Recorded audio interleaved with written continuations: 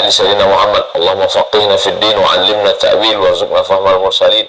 Allahumma iftah lana futuhal arifin. Bang Alvin Firdaus beserta seluruh tim yang ada di Pontianak, tim yang ada di Riau, Bapak, Ibu, Abang, Kakak, Adik, sahabat hijrah bersama Ustaz Abdul Somad yang dimuliakan Allah Subhanahu wa taala. Tema kita malam ini adalah tentang fikih safar.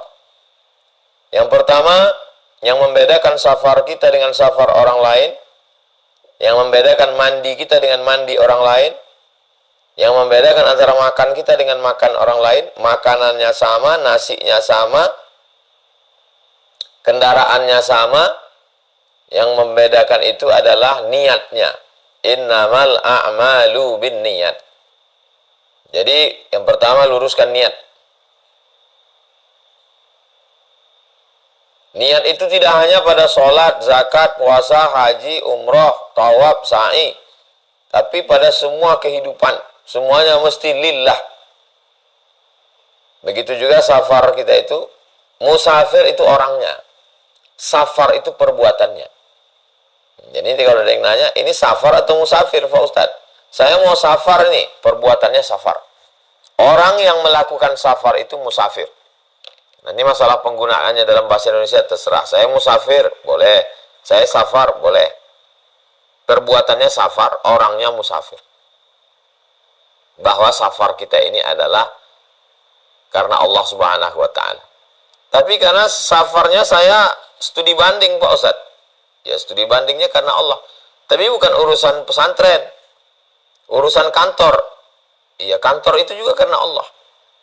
Jadi kalau pegawai-pegawai itu safarnya karena Allah, dia tidak akan bohong, dia tidak akan tipu, dia tidak akan mark up. Orang dinas, BUMN, PNS, bisnis, sama. Dia tidak akan selingkuh, dia tidak akan buat maksiat. Jadi jangan persempit yang namanya safar, musafir, karena Allah itu hanya pada ibadah haji, ibadah umroh. Semua safar karena Allah Subhanahu wa ta'ala. Ini yang pertama, innamal a'malu bin niat, segala amal diawali dengan niat. Yang kedua, as-safaru yaumul khamis. Nabi kebanyakan safar itu pada hari Kamis. Jadi kalau boleh memilih hari, ini anjuran, bukan wajib, anjuran. Kalau bisa berangkatnya diatur sendiri, tapi bagi yang di kantor berangkatnya mesti hari Selasa, ya hari Selasa.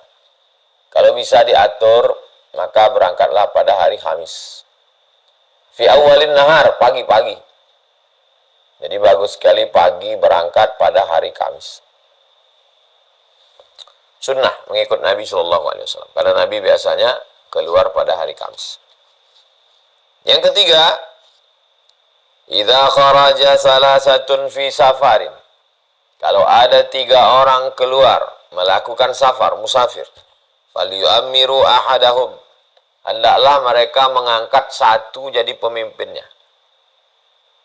Ini ada hadisnya dalam Sunan Abi Daud. Idza kharaja salasatun. Kalau keluar rumah itu ada 3 orang, fi safarin, musafir. Falyu'ammiru ahadahum, hendaklah satu menjadi pemimpin. Nah, jadi ada satu yang menjadi panglimanya, menjadi nakhodanya, menjadi komandannya. Jadi nanti dia yang mimpin doa, dia yang mengarahkan. Kalau naik kendaraan pribadi, dia nanti yang berhenti mengarahkan. Kita berhenti di sini, kita makan.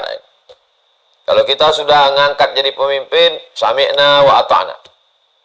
Jangan diletakkan di belakang menanduk, diletakkan di depan menyipak ke belakang.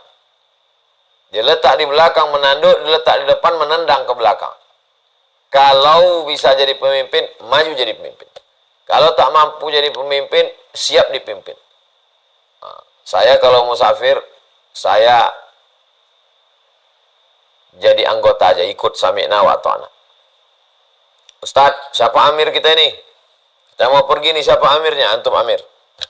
Enggak Ustaz, enggak. Ana jadi pengikut aja. Ustaz, nanti kita sholatnya jamaah takhir, siap. Nanti kita makannya, siap. Nanti kita berhentinya, siap. Sami'na wa ata'na. Kita udah angkat dia. Jadi Islam itu mengatur sedemikian detailnya. Kalau dalam perjalanan 3 orang saja mesti diangkat satu jadi pemimpin, apalagi perjalanan sebuah negara, mesti ada diangkat satu yang menjadi pemimpin. Nah, begitu kata Syekh Yusuf Qardawi mengambil dalil dari hadis safar ini. Yang keempat, mengucapkan selamat tinggal kepada orang yang ditinggalkan. Bapak pergi musafir, maka ucapkanlah kepada ibu, kepada istri.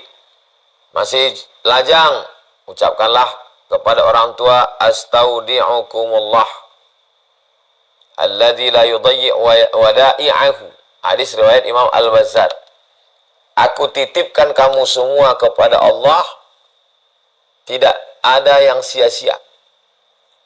Jadi kalau kita pergi, istri merasa gundah gulana, anak merasa sedih, maka kita katakan, aku pergi, kutitipkan kalian semua kepada Allah Subhanahu wa ta'ala.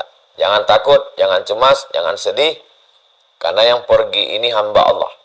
Sedangkan yang bersama kamu adalah Rabb, pemilik alam semesta. Menguatkan hatinya, menguatkan psikologisnya. Yang pergi jangan macam-macam, yang ditinggalkan pun juga jangan berbuat yang tidak diridhai Allah Subhanahu wa ta'ala. Lagi-lagi menenangkan psikologis.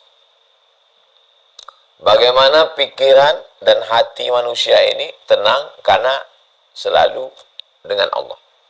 Niat berangkat karena Allah, berangkat bersama hamba Allah. Hari yang dipilih Rasulullah. Menitipkan orang yang ditinggalkan kepada Allah. Kalian kutitipkan pada Allah. Kalau aku pulang nanti, berarti Allah meridhai. Kalau aku tidak pulang, berarti itu sudah ketetapan Allah. Sabar kalian. Yang kelima, idza kharajta min manzilika, kalau engkau keluar dari rumahmu, fasalli raka'ataini, maka salat sunatlah 2 rakaat. Niatnya salat sunat safar. Usalli sunnatas safar. Saya salat sunat safar. Yamna'anika min makhrajis su. Maka 2 rakaat itu akan menjagamu dari tempat keluar yang jelek, yang buruk, yang tidak baik. Wa idza dakhalta ila manzilika. Nanti begitu pulang ke rumah, fasalli raka'ataini. Maka sholat 2 rakaat, yamna'anika min madkhalis su, akan menyelamatkan, menjaga engkau dari tempat masuk yang jelek, yang salah, yang tidak baik. Waktu mau keluar, diberi Allah tempat keluar yang baik. Waktu mau pulang, diberikan Allah tempat masuk yang baik. Hadis riwayat Imam Al-Bazzar. Kenapa Islam ini banyak sekali sholatnya? Sholat qabliyah, sholat ba'diyah, sholat zuhur, sholat asar, sholat maghrib, sholat isya, sholat jumat. Coba perhatikan saat Nabi bertamu ke rumah sahabat. Sampai di rumah sahabat itu Nabi diberi makan. Selesai diberi makan, diberi minum. Selesai diberi minum, Nabi bertanya kepada sahibul bait, aina turidu an usalli? Di mana kamu mau saya sholat? Mana tempat di rumah ini yang kamu mau saya sholat di situ? Sahibul bait menunjukkan tempat di sini ya Rasulullah. Lalu Nabi sholat di situ. Sholat apa namanya? Sholat sunat setelah dikasih makan. Saya bertamu ke rumah bapak, ke rumah ibu. Saya dikasih makan. Saya minta mana tempat sholat sunat. Sholat sunat apa namanya? Jadi sholat sunat itu adalah doa. Doa kan cukup doa Pak Ustadz. Ada yang lebih afdal lagi. Apa dia? Sholat sunat 2 rakaat. Saya mau doa, mau berangkat. Sholat sunat 2 rakaat. Saya bersyukur kepada Allah setelah selamat. Sholat sunat 2 rakaat. Saya mau terima kasih kepada Allah karena sudah dikasih makan. Sholat sunat 2 rakaat. Jadi sholat sunat 2 rakaat itu ucapan syukur kepada Allah Subhanahu wa ta'ala. Kalau terikat dengan suatu momen, masuk masjid, tahiyatul masjid. Waktu pagi, sholat duha. Waktu malam, sholat tahajud. Tidak terikat dengan apapun, sholat mutlak. Mutlak artinya bebas, tak terikat dengan apapun. Nah, jadi sholat sunat diperbanyak. Tegak, takbiratul ihram, iftitah, fatihah, ayat, ruku, i'tidal, sujud, duduk antara sujud, sujud lagi, tegak, fatihah, ayat, ruku, i'tidal, sujud, duduk antara sujud, sujud, tasyahud, salam. Pendek aja, ayatnya terserah. Habis itu berdoa kepada Allah, lebih menguatkan hati kita. Kalau berdoa, semua orang berdoa, semua agama berdoa. Tapi sholat sunat, itu hanya ada pada Islam. Nah, jadi, bagus sekali sebelum sholat sunat, sebelum berdoa, kita sholat sunat 2 rakaat. Yang keenam, keluar dari rumah, membaca doa. Saat keluar rumah, Bismillah, tawakkaltu ala Allah. Dengan nama Allah, aku bertawakal kepada Allah. La haula wa la quwata illa billah. Tiada daya, tiada upaya, kecuali hanya dengan Allah.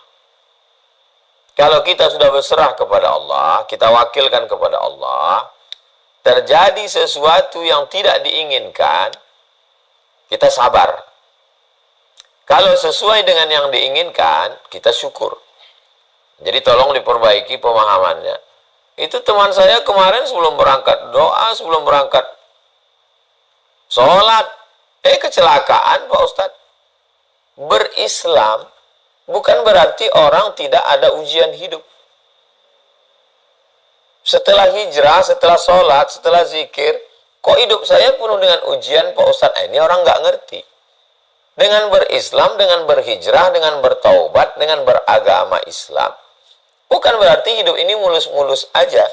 Yang sakit tetap sakit, yang mati tetap mati, yang rugi tetap rugi. Bedanya, sebelum berislam, sebelum berhijrah, stres, depresi, kedukun, makan obat penenang. Tapi setelah berhijrah, bertaubat, dia lebih kuat. Kalau cerita masalah sakit, maka para ulama pun sakit dekat dengan Allah SWT. Cerita masalah terbunuh, Sayyidina Abu Bakar Siddiq meninggal karena tua. Adapun Sayyidina Umar meninggal ditikam Abu Lu'lu'ah. Sayyidina Utsman ditikam, terbunuh. Sayyidina Ali bin Abi Thalib dibunuh oleh Abdurrahman bin Muljam. Sayyidina Hasan diracun. Sayyidina Husain bin Ali dibunuh di Karbala. Jadi jangan kita berpikir, saya nanti kalau udah tobat hidup saya mulus aja. Yang namanya ujian itu tetap datang. Bedanya setelah kita hijrah, setelah kita tobat, kalau dia datang, kita lebih kuat, kita lebih tegar, dan dia bernilai ibadah. Bahkan itulah ibadah yang paling besar. Ibadahnya namanya sabar. Ada lagi di atas sabar, nama ibadahnya ridha. Sururul qarbi ala madaratil qadha. Hati tetap bahagia, senang, menerima takdir ketetapan Allah. Jadi, mesti diluruskan. Untuk apa kita doa? Untuk apa kita zikir? Untuk apa kita sholat sunat? Menguatkan kita. Kalau terjadi seperti yang kita inginkan, kita bersyukur. Kalau tidak sesuai dengan yang kita inginkan, kita bersabar. Bismillah, dengan nama Allah. Tawakkaltu 'ala Allah, kuserahkan semuanya kepada Engkau ya Allah. Baik yang kutinggalkan maupun yang akan kuhadapi, kuserahkan pada Engkau. La haula wa la quwata illa billah. Tiada daya, tiada upaya, melainkan dengan Engkau. Aku tak punya apa-apa. Kalau berhasil, dia tidak sombong. Kalau gagal, dia tidak putus asa. Itu bedanya orang bertuhan dengan tidak bertuhan. Orang yang tidak bertuhan, kalau berhasil, euforia, bahagianya luar biasa. Tapi kalau gagal, dia stres, depresi, bunuh diri. Galau berkepanjangan, menyalahkan diri. Itu bedanya. Setelah naik ke atas kendaraan, dia besarkan Allah. Muncul cemas, muncul takut, muncul galau, muncul ngeri. Nanti gimana di perjalanan, akan ini, akan itu, pesawat meledak, turbulensi, mobilnya ketabrak, na'udzubillah. Maka besarkan Allah. Allahu Akbar, Allahu Akbar, Allahu Akbar. 3 kali. Allahu Akbar, Allah Maha Besar. Ini banyak masalah besar, Allahu Akbar. Ini nanti yang akan dihadapi ini besar, Allahu Akbar. Allah yang besar, yang lain ini kecil semua. Subhanalladzi sakhkhara lana hadza wa ma kunna lahu muqrinin. Maha suci Allah yang menundukkan hewan kendaraan ini. Karena dulu mereka naik unta, naik kuda. Subhanalladzi sakhkhara lana hadza wa ma kunna lahu muqrinin. Wa inna ila rabbina lamunqalibun. Kita semua akan kembali kepada Allah.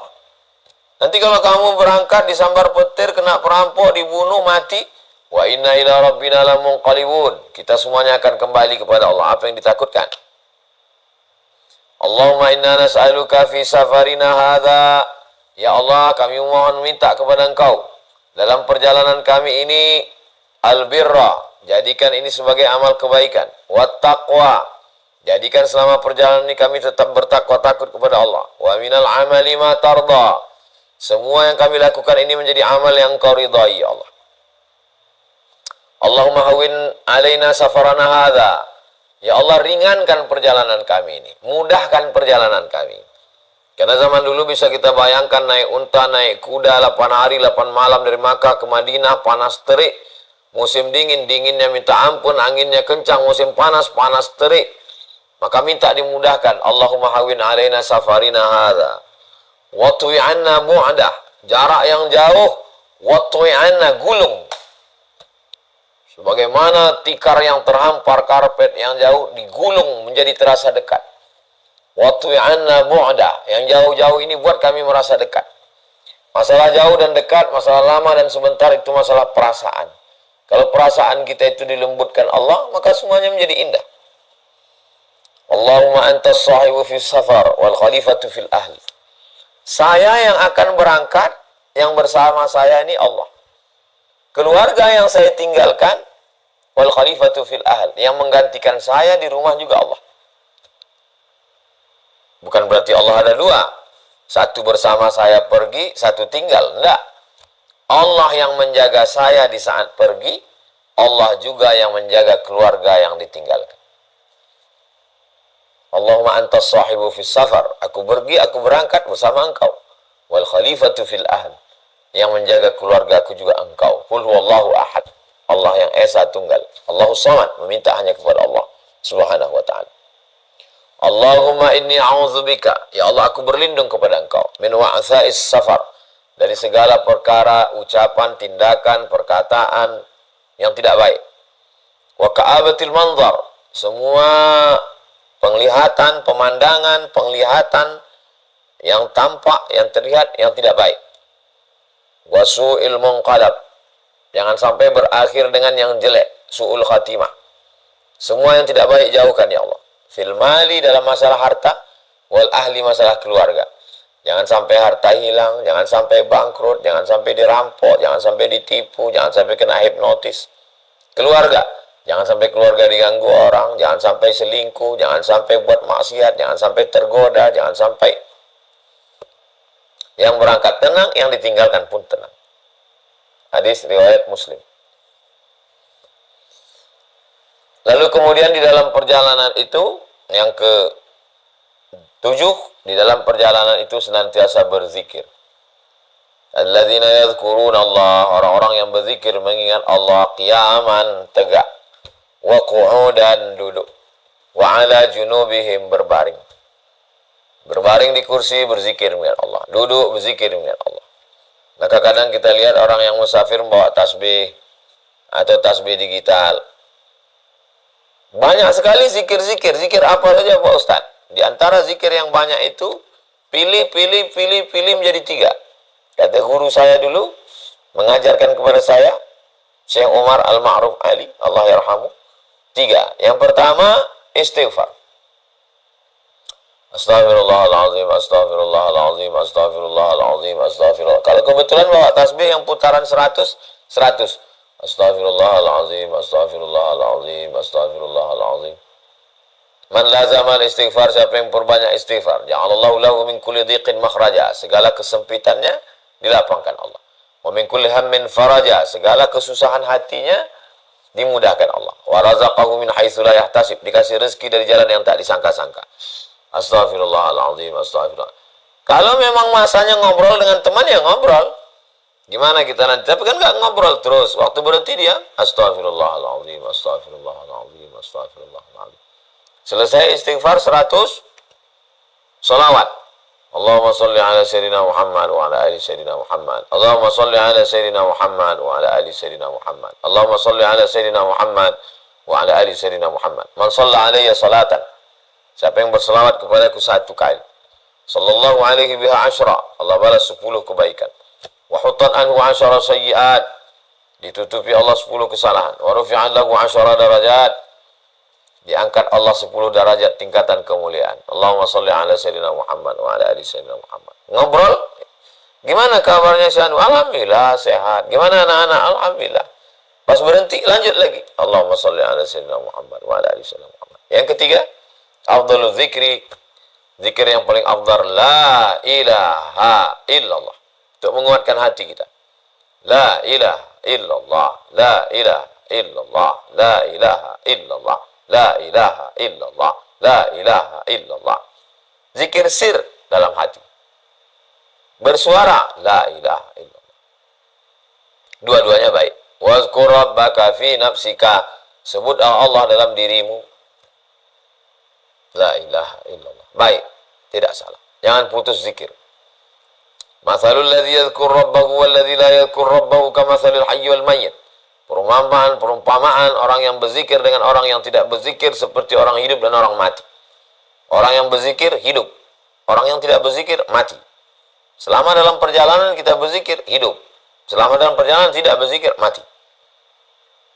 Saya baca Quran Pak Ustaz. Saat di pesawat baca Quran, ada Quran digital. Baca Quran juga zikir. Saya subhanallah walhamdulillah wala ilah, itu zikir juga. Nah, jadi ini adalah zikir semua. Yang ke 8,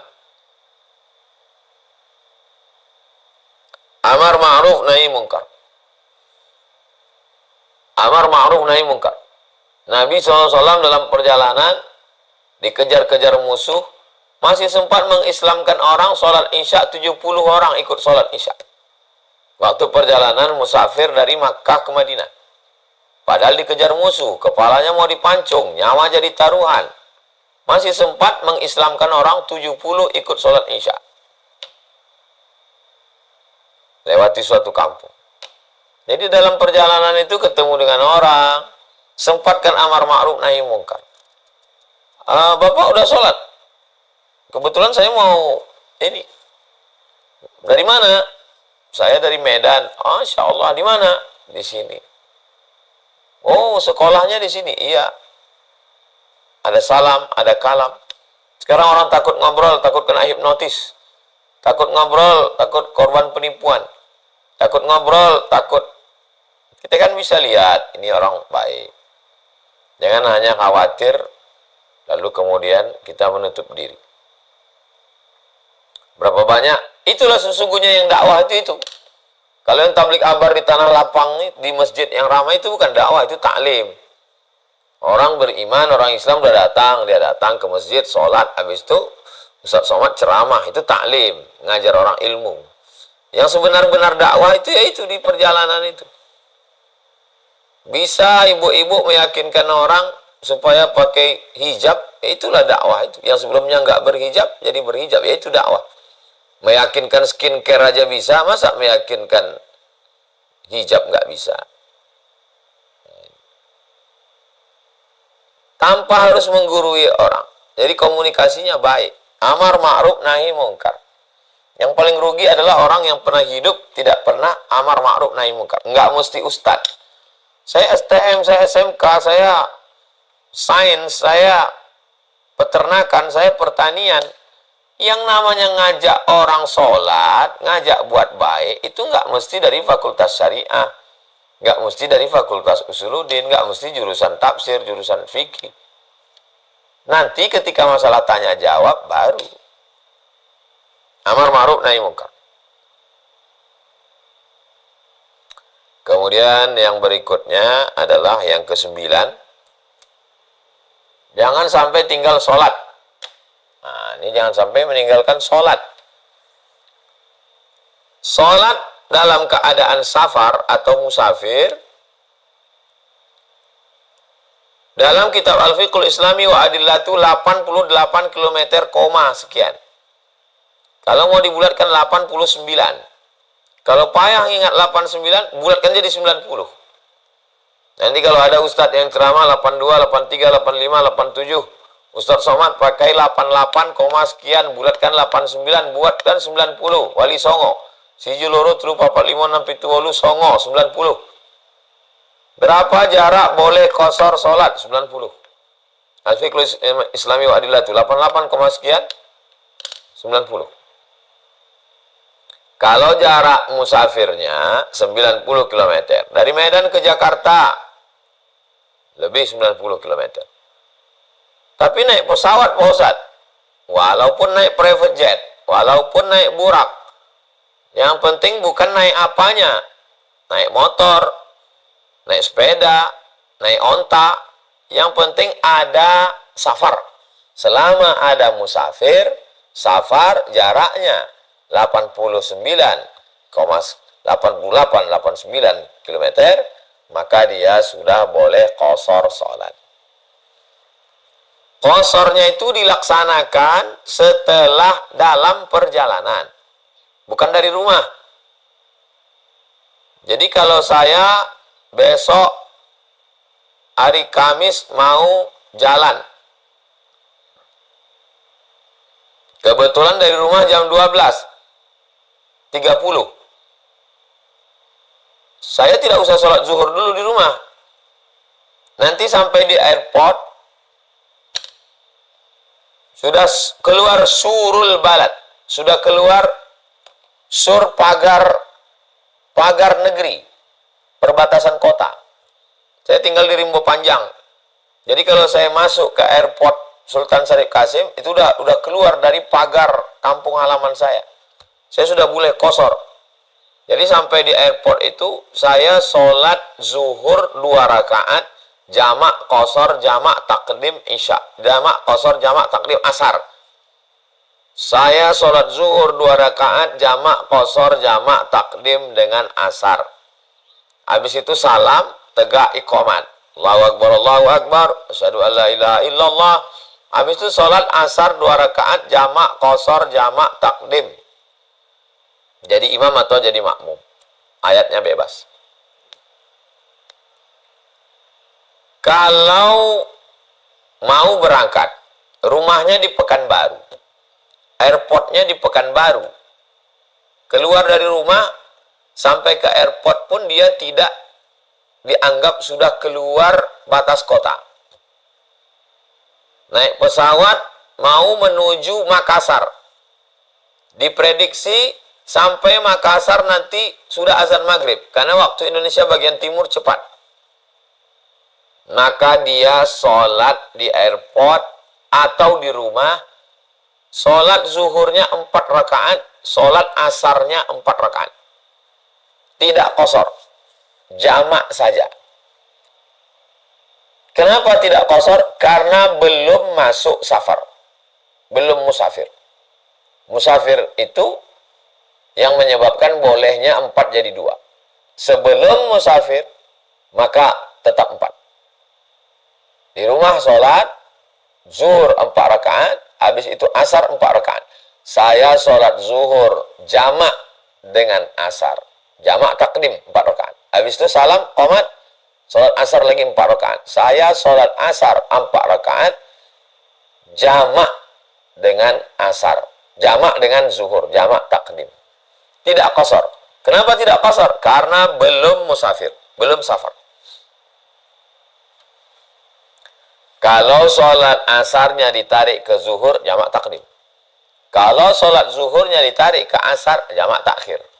Kalau sholat maghribnya ditarik ke isya, jamak takhir.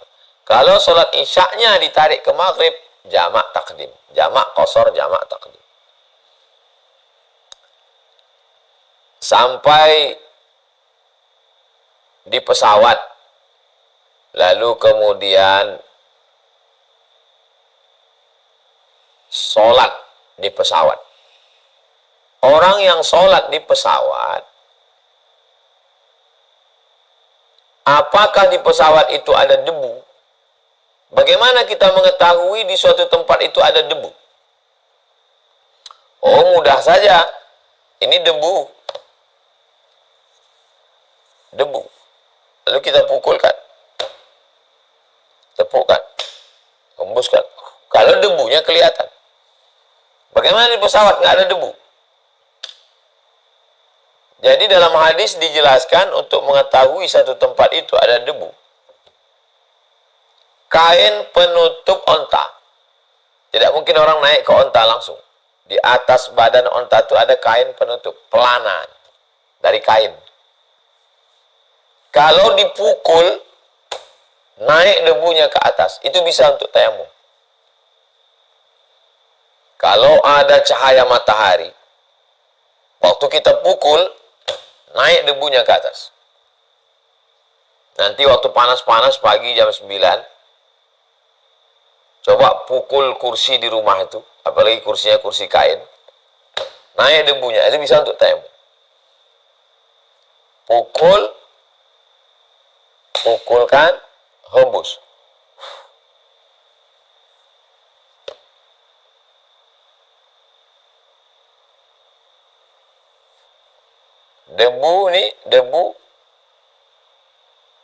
Debu ini dari kelingking. 1, 2, 3, 4, 5.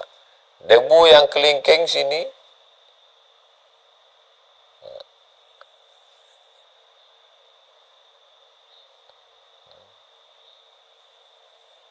Sekali usap. Jadi bukan debu itu digini-gini kan. Pukul, hembus. Debu ni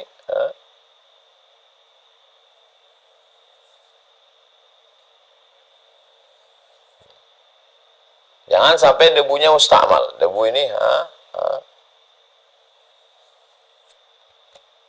sekali saja. Siku, pukul, kan, hembus. Debunya 3. 1, 2, 3. Yang ini sini. 1, 2, 3. 1, 2, 3. Debu yang ini untuk bagian bawah, debu yang sini untuk bagian dalam, debu yang sini ke sini. Debu yang sini, sini, sini. Sekali saja. Kalau tayamum tidak ada air. Kalau ada air, pakai air. Sakit kronis, kata dokter, nggak boleh pakai air. Kalau pakai jam tangan, buka jamnya. Pakai cincin, buka. Kaki tidak. Nggak ada mazhab apa ini pakai kaki. Tak ada tayamum kaki. Tayamum hanya wajah dengan tangan saja. Wamsahu bi aidikum, bi wujuhikum wa aidikum. Wajah dan tangan saja. Orang yang boleh bertayamum tidak ada air sama sekali, atau ada air tapi dia tidak boleh pakai air karena sakit kronis. Salat tidak boleh ditinggalkan. Walaupun dalam keadaan musafir, dalam keadaan air, tetap dilaksanakan sholat. Lalu kemudian yang terakhir, yang 10 adalah setelah sholat, yang terakhir 10 adalah ridha. Setelah tadi awal tadi buka dengan tawakal, bismillahi tawakkaltu 'ala Allah. Setelah itu puncak dari semuanya adalah ridha. Ridha habis semuanya. Sururul qalbi ala madaratil qada. Berusaha untuk bahagia menerima apapun yang terjadi. Sudah usaha, sudah ikhtiar, tiba-tiba delay. Usaha untuk ridha. Mengamuk tidak menyelesaikan masalah. Mau ngamuk kemana? Ngamuk direkam. Habis itu malu sendiri. Apa yang bisa dilakukan di situ? Kalau saya nulis. Ada yang bisa ditulis. Jadi tulisan-tulisan itu banyak jadi waktu delay itu. Jadi kalau nanti ada baca tiba-tiba Ustadz update-nya panjang, itu delay itu. Bagaimana menikmati situasi keadaan? Kak, bisa ada tulisan. Tulisan tentang wali itu kemarin munculnya sedang delay. Sedang delay, cari bahan-bahannya, dapat bahannya, Nah, pas naik ke atas, di atas itu ditulis. Kebetulan nggak bisa tidur. Kalau bisa tidur, alhamdulillah. Bagaimana berkompromi dengan hati, bagaimana bersahabat dengan keadaan. Kalau kita lawan keadaan ini, kita stres, jantung kita tak normal, darah tinggi naik, gula naik, badan gemetar, sampai ke rumah sakit. Menikmati keadaan, ridha. Sururul qalbi ala madaritil qada. Berusaha untuk hati bahagia menerima ketetapan Allah Subhanahu wa taala. Itulah 10 persiapan dalam musafir. Nah, demikian Bang Alvin, saya kembalikan ke Bang Alvin Firdaus. Assalamualaikum warahmatullahi wabarakatuh.